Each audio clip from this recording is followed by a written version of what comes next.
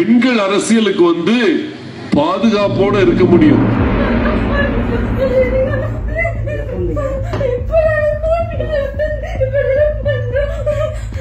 தங்களிடம் சிக்கிய பெண்களை இந்த கும்பல் அடித்து துன்புறுத்தி ஆபாசமாக வீடியோ பதிவு செய்யும் காட்சிகள் வெளியாகி அதிர்ச்சியை ஏற்படுத்தி உள்ளது.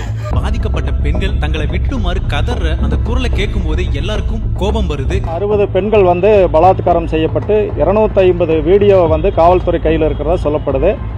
ஆனால் குறைவான நபர்கள் தான் கைது செய்யப்பட்டிருக்கிறாங்க.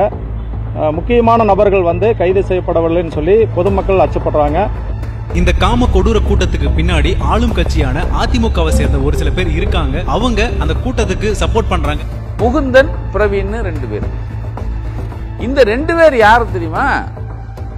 துணை சவானுடைய பையன், பொள்ளாச்சி ஜெயராமுடைய பையன். போலீஸ் எப்படி நடவடிக்கை எடுக்கும்? சேலத்தில் 55 வயது பெண் பாலியல் வன்கொடுமை செய்யப்பட்டு கொல்லப்பட்டிருப்பது தெரிய வந்துள்ளதாக சொல்லப்படுகிறது.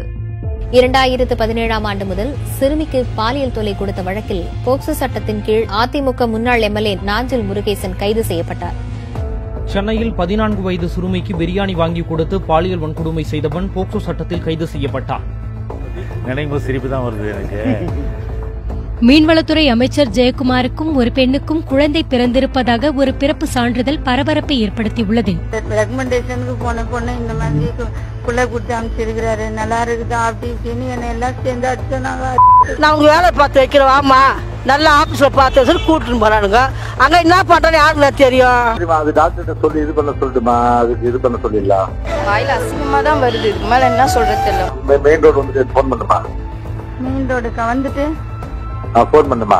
ஏங்க தமிழ்நாட்டுக்கு அவமானமா தெரியல, அசிங்கமா தெரியல, வெளிநாட்டுக்காரவங்க என்ன நினைப்பாங்க? இந்த மாதிரி குற்றத்துக்கெல்லாம் என்ன மாதிரி தண்டனை கொடுத்தா இனி இந்த தப்பே நடக்காது அப்படின்னு நீங்க நினைக்கிறீங்க? சவுதி மாதிரி வந்து அரபு கண்ட்ரிஸ் மாதிரி வந்து சட்டம் வேணும். இவங்களெல்லாம் பாத்தீங்கன்னா என்கவுண்டர் பண்றதுதான் ஒரே வழி.